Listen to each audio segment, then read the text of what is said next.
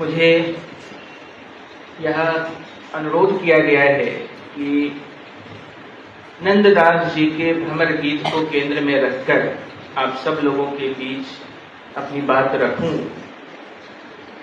मैं जिस तरफ ध्यान दिलाना चाह रहा था, यह एक साहित्य तीर्थ है। हम सब लोगों ने चर्चा की है, एक ऐसी स्थली है जिसमें तुलसीदास जी ने विनय पत्रिका की रचना की और नंददास जी ने भंवर गीत रचे। यदि गहराई से ध्यान दें तो जो भंवर गीत है वह भी एक प्रकार की विनय पत्रिका ही है। और तुलसीदास जी के रामचरितमानस पर स्मरण रहे कि मधुसूदन सरस्वती जी ने कहा था, आनंद कानने यस्मिस जंगमस तुलसी तरु कविता मंजरी भाति राम भ्रमर भूषिता। तो इस तर्क से रामचरितमानस भी भ्रमर गीत है। ये दोनों ही एक दूसरे के अलग अलग दिखाई पड़ते हैं, पर इनके जो निहितार्थ हैं वो बहुत कुछ मिलते भी हैं। तो एक ऐसे तीर्थ में, साहित्य तीर्थ में आने का सुयोग मिला मुझे। आप सब ने, आयोजक संस्थाओं ने, पूज्य महाराज जी ने यह अवसर दिया है, इसे मैं अपना सौभाग्य समझता हूँ। मैं सचमुच बहुत प्रसन्न हूँ और गदगद भी हूँ। मुझे बहुत बाद के कवि हैं, एक रसनिधि नाम के, उनकी पंक्तियां हैं, मोहन लखी जो बढ़त सुख सो कछु कहत बनय न, नयनन के रसना नहीं रसना के नहीं नयन। और जो कुछ भी सम्मुख दिख रहा है, मेरी आंखों के सामने प्रत्यक्ष है, उसको कहने के लिए जो आंखें देख रही हैं उसको वाणी नहीं है, और जो कह सकता है वाणी वो देख नहीं रहा है। तो यह जो फर्क है, अभी कह रहे थे, यह अनुभव जन्य है। इसका, इस भाव को ग्रहण ही किया जा सकता है, ठीक ठीक बताया नहीं जा सकता। जेहि जानत तेहि कहत नहीं, कहत ते जानत नाई। जो जानता है वो तो कहने सुनने की सीमा से ऊपर उठ चुका है। वह इस बात को निरर्थक समझता है कि मेरे जाने हुए को कह करके बताया जाए। आचरण से वह ज्ञान यूं ही सुनने वाले को, समीप में रहने वाले को उपलब्ध हो जाएगा। तो कहने की आवश्यकता नहीं। पर पूज्य महाराज जी ने जो निमंत्रण पत्र भिजवाया था, उसके साथ गिरधर प्रकाशन से प्रकाशित षष्ठ पीठ से संदर्भ रखने वाला ग्रंथ भी मिला। बहुत ही विद्वतापूर्ण, वैदुष्यपूर्ण आलेख हैं उस ग्रंथ में, और नंददास जी के जीवन, उनके साहित्य से संबंधित परिचय भी उस ग्रंथ में सुलभ है। तो मैं समझता हूँ कि उनके जीवन प्रसंगों, उनके साहित्य के परिचय वाले अंश को मैं यदि आपके सम्मुख फिर से रखूं तो वह दोहराना ही होगा। मैं कुछ नई बातें कवि नंददास के संदर्भ में रखना चाहता हूँ। जो कृष्ण काव्य की परंपरा है, इतने कवि हुए हैं जिन्होंने कृष्ण के जीवन प्रसंगों को केंद्र में रखकर कविता लिखी है। उस कृष्ण काव्य परंपरा के उसकी तीन दिशाएं हैं। एक दिशा है जहां से उन कवियों ने कथा वस्तु ली है, जो कहानी ली है, वस्तु ली है, विषय लिया है और उस पर कविताएं लिखी हैं। तो कथा वस्तु का एक संदर्भ है, और वह महाभारत और हरिवंश पुराण मुख्य रूप से, और इन दोनों मुख्य ग्रंथों के साथ विष्णु पुराण, वायु पुराण, वामन पुराण और श्रीमद् भागवत वह आधार ग्रंथ है। ये सब ऐसे ग्रंथ हैं जिनसे कृष्ण के जीवन संदर्भों का पता चलता है, उनकी कहानी मिलती है। सभी कवियों ने कृष्ण की कथा इन्हीं ग्रंथों से ली है। कृष्ण के बाल्यकाल से लेकर उनके द्वारका प्रवास तक की कथाएं उपलब्ध होती हैं इन ग्रंथों में से।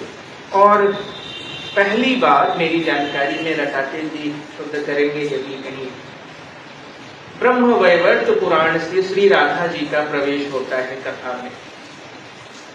तो यह एक दिशा है जहां से कृष्ण के जीवन संदर्भों को कवियों ने पाया है। अब इन जीवन संदर्भों को लेकर दो बड़े आधार निर्मित हुए। एक गीत गोविंद, यदि हरिस्मरणे सरसम मनो, यदि विलासु कलासु कुतूहलम, सुनुन तदा जय देव सरस्वती। वह जो गीत गोविंद रचा उन्होंने, और मिथिला के कवि विद्यापति, इन दो कवियों ने गीत शैली में जो कथा प्रसंग चले आ रहे थे उनको व्यापक किया। अधिक से अधिक लोगों तक वो कथाएं पहुंची और लोगों को राधा और कृष्ण के जीवन संदर्भों से परिचय मिला। पर यह जो कथा तत्व है और उसको गीत तत्व में ले आने का गीत गोविंद और विद्यापति को जो श्रेय मिला है, इनके बीच भी एक गतिविधि चल रही थी लगातार। वह शास्त्रीय पक्ष है, शास्त्र का निर्माण है, और उसमें भानुदत्त की रस तरंगिनी और रूप गोस्वामी जी महाराज की उज्ज्वल नीलमणि और भक्ति रसामृत सिंधु, ये बड़े महत्वपूर्ण ग्रंथ हैं। उज्ज्वल नीलमणि इसलिए कहा, उज्ज्वल का अर्थ वहां मधुर है। यह जो भक्ति का स्वरूप है वह उज्ज्वल है, मधुर है। यह उन ग्रंथों में उसके शास्त्रीय सिद्धांतों का निरूपण है।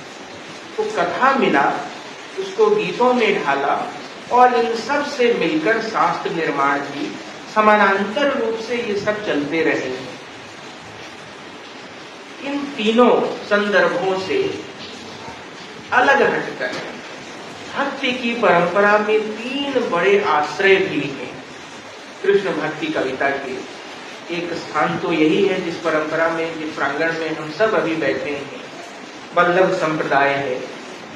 चैतन्य महाप्रभु का चैतन्य संप्रदाय है, जिसे गौड़ीय संप्रदाय भी कहते हैं। और सिद्ध हरिवंश जी का राधा वल्लभी संप्रदाय, वहां कृष्ण से भी बढ़कर राधा का महत्व है, इसलिए वहां राधा नाम प्रमुख है। वृंदावन में यह जो वल्लभ संप्रदाय है ये अनूठा है। तो जितने लोगों ने अपनी बातें रखी हैं उनमें उसके सूत्र आते गए हैं। वल्लभ संप्रदाय आप सब जानते हैं अद्वैत का खंडन करता है अलग तरीके से। यह नहीं मानता कि यह जो दुनिया हमारे चारों तरफ है यह दुनिया सत्य नहीं है। यदि यह सत्य नहीं है तो फिर हम सब देख किसको रहे हैं। तो यह दुनिया जिसे माया कहा जाता रहा था उससे एक भिन्न प्रस्थान उपस्थित हुआ और उसका खंडन किया गया और पुष्टि मार्ग की स्थापना हुई। पोषणम तद अनुग्रह, भगवान की जिस पर कृपा, भगवान की कृपा ही पुष्टि। तो इस प्रसंग में गोवर्धन पर्वत पर श्रीनाथ जी का मंदिर स्थापित होता है और दो वार्ताएं हैं, 84 वैष्णवन की वार्ता और 252 वैष्णवन की वार्ता। गोसाई गोकुलनाथ जी की ये दोनों रचनाएं कही जाती हैं। कुछ भिन्न संदर्भ भी मिलते हैं, पर अधिकांश जो प्रमाण मिलते हैं उससे यही सिद्ध होता है कि इन दोनों ग्रंथों के रचनाकार गोसाई गोकुलनाथ जी। तो 84 वैष्णवन की वार्ता है, उसमें वल्लभाचार्य जी के शिष्यों का वर्णन है और 252 वैष्णवन की वार्ता में विठल नाथ जी के शिष्यों का वर्णन है।